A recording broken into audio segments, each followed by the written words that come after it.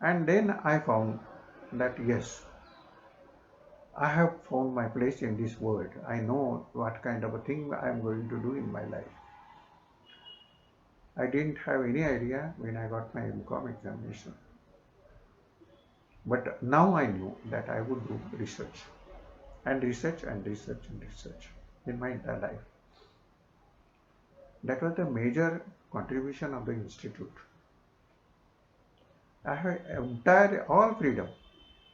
I was a student. Somebody would be watching from the window. Professor Soni used to do that when I would come in the institute, when I would leave the institute, because the gate of the institute was almost in front of his window. But almost everybody, I would say, I think so, liked me. And in spite of the fact that any student under Professor Garge would complete the thesis after spending 5 years or 7 years, I could complete my thesis within 3 years or so. So I started in 1959. I completed that in 1962. I submitted that thesis.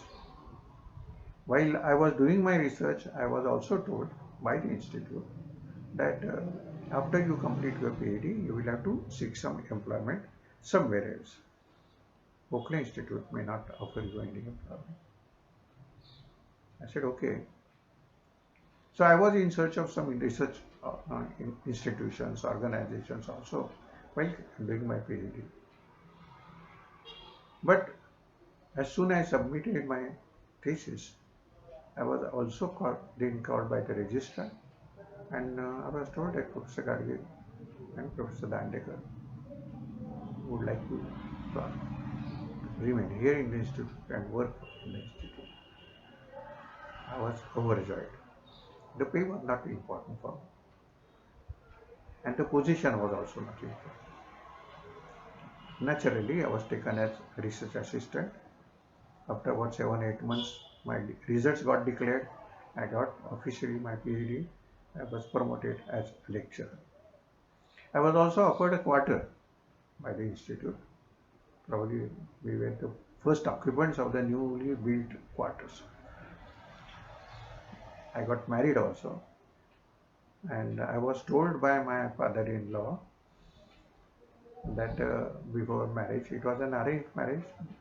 Before marriage, he inquired about me with Professor Gadge, whose friend he was. So I owe my marriage also to my guide, Professor Gadge, in a way.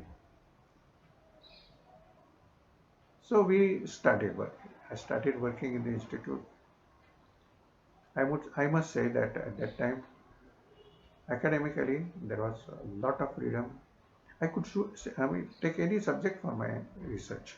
There was no compulsion. But they would always ask me if there is any work which is coming from some agency and all that. They would ask me whether I was interested in that. And so various assignments I could complete within the institute. Naturally, focus was on agriculture economics, especially agriculture marketing and prices, which was my dear subject. But in addition to that, I poked my nose in urban economics also. I wrote a book on community cost of industrial location because this was a study given by CCOM to the institute. So I and one urban geographer, again Dr. Kulkarni, G.S. Kulkarni, we worked together. We wrote that book also. A couple of other things also we did. It was a nice experience working with them. And I didn't have any conflict with anybody in the institute, really speaking. We used to enjoy. There were not many students with us, but we were young relatively. So we used to do some extracurricular activities also. We created those activities, like coming together once in a year, publishing some kind of a weekly or a monthly newspaper, something like that. So we started doing all these things. Our days in the quarter were also very nice. I used to come to the institute by about 9 o'clock every day. The hours were flexible. We could select coming in the morning, going to the lunch at home and coming back, or at a stretch working from 11 o'clock to 5:30 or so. But I used to come at 9 o'clock, leave at 5:30. And that was and library, of course. It is a fabulous library. I knew almost every floor. And for example, when I was doing my PhD, uh, one of the things I did about dividing the peak marketing season into sub periods, like rapid marketing period and all that kind of thing. And when Professor Gadge read about that, he said, "From where did I get this idea?" I said, "I got it from one economist called Albert Berkey." I said, "Berkey?" He said, "Yes." "Where did you read his literature?" I said, "Well, in our library, there are wheat studies." "What is wheat study?" I said, "Wheat studies is a quarterly magazine, and it started in 1929. It is a Canadian research uh, magazine. Started in 1929 and closed in 1940 or so. So it will stop." So he said, "We have all the volumes there." I said, "Yes, we have the volumes," and I got some references from that about 1934 or so. So I came back to my room after telling him, and immediately within 5 minutes, I thought that I could have made some kind of a mistake in giving references. So I went running to the library and found that all those volumes had gone to Professor Gadge. So I couldn't sleep in the night. Next day, I got a message from the library that the volumes have been returned. And by the time I went to the library, I was called by Professor Gadge, and we resumed that discussion. On that chapter, I expected a discussion for about half an hour. But believe me, this discussion lasted for about 4.5 hours. He was impressed by the way that working was thinking about this, dividing this up period and all that.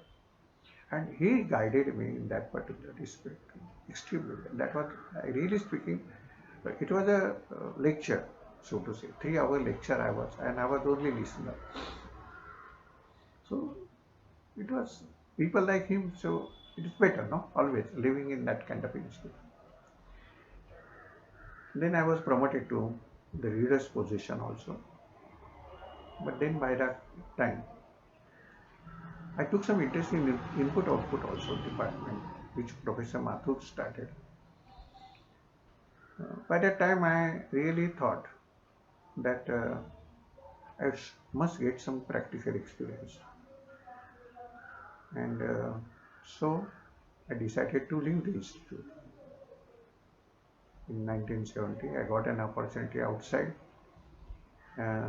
where I could go to foreign countries, visit industries and be at agriculture.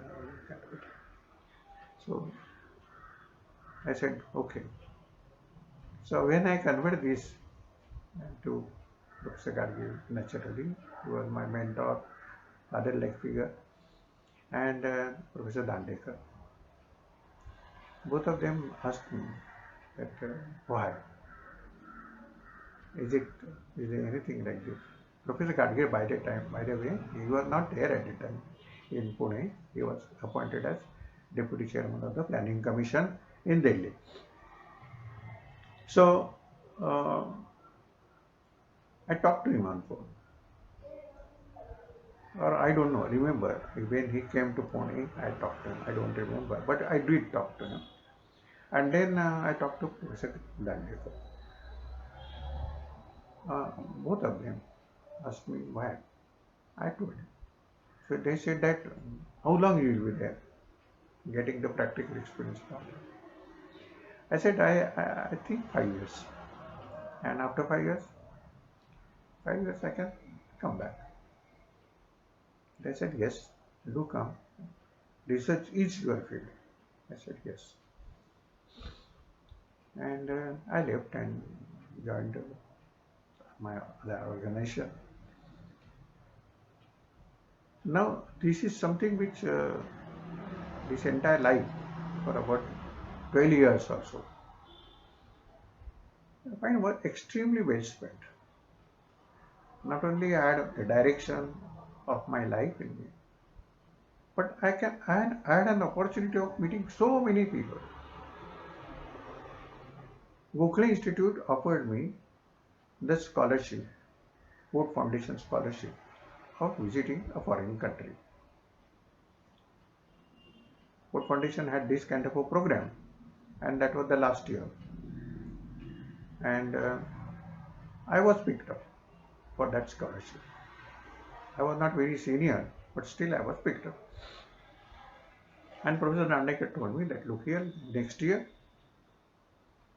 that was in 1965, 64.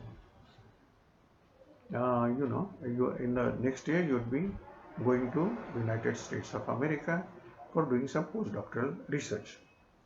So prepare yourself, select a subject and finalize it. In the meanwhile, I will search for an appropriate university in United States. I didn't say much at the time, but then after a couple of days I met him again. I told him that look here, I am very thankful to you that you are offering me this kind of a scholarship, but I don't want to go to United States. He said, why? I said, first of all, I would like to work on agriculture marketing, agriculture prices. That is my core subject. And there is not much new in United States that I would learn. Because I was reading all this literature, I was meeting the visiting professors also, discussing with them. And I don't know whether by going there, of course I would learn many new things there, but whether they would be relevant to our condition, to our India. American agriculture is of an entirely different kind, different nature. So he said, then what do you want? He was slightly irritated. And I told him that I would like to go to Europe, because European agriculture is something which is slightly nearer to us than American agriculture. Their landholding size is also small. And second thing is they have formed a union now, European Economic Community. At that time we used to call common market. And they are now designing the agriculture price policies, agriculture marketing policies. And I would like to see how are they evolving this. And that's why I am learning French also. At that time in the institute itself I was learning French, because there was a professor from University of Paris who was there, and he was teaching us French. It was an extracurricular activity for us. So, and he knew that. So he said that for that you were learning French. I said that was one of my objectives, of course. But he said Ford Foundation would not allow you to study in Europe. I said yes, but let us try. And he tried. He tried his best, and Ford Foundation was convinced. But anyway, their scholarship program was ending. That was the last year. So they said, okay, we'll make an exception and he can go to Europe. I was very glad.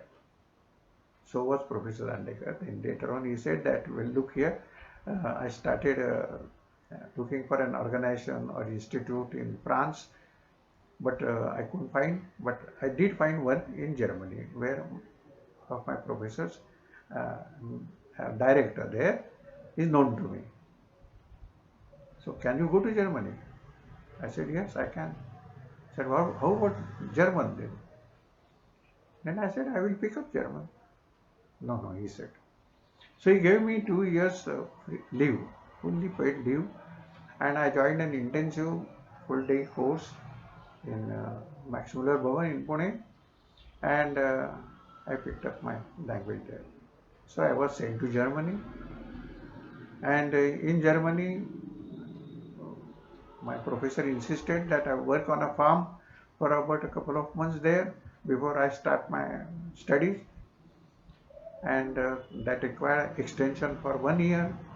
Food Foundation, of course, was not going to pay, but he arranged for one German scholarship, and for that also, Professor Kargil and Professor Dandekar gave me the permission. So this entire liberal, so to say, atmosphere, I really miss, and I would say this is an ideal organization to work. I hope this particular academic freedom and all that still is there in the institute. I think it is there. Whenever I visit, I find almost the same kind of atmosphere. Of course, now the Gokhale Institute has become a university, deemed university, starting its courses also. And I do wish that the Gokhale Institute really retains its own fame, and whatever the heritage that it is getting really from professors like Professor Gargid and all this is really. Gokhale Institute gave me many things. It gave me one, my guru, Professor Gargid. I got three gurus in my life. The second guru, he taught me economics, is Professor D.R. Gargid, and I valued his guidance till the last. I met him in Delhi when he was in the planning commission, and that was probably our last meeting. Professor Institute also gave me the liking for the subject, the importance of research outlook, so to say, research philosophy in taking everyday decisions, and also it taught me to respect the opinions of others and never go beyond truth. So this is all. These are the days, and these were the days, golden days in my life. I miss them very much, and thank you for giving me an opportunity of going back and reviving those memories and days. Thank you very much.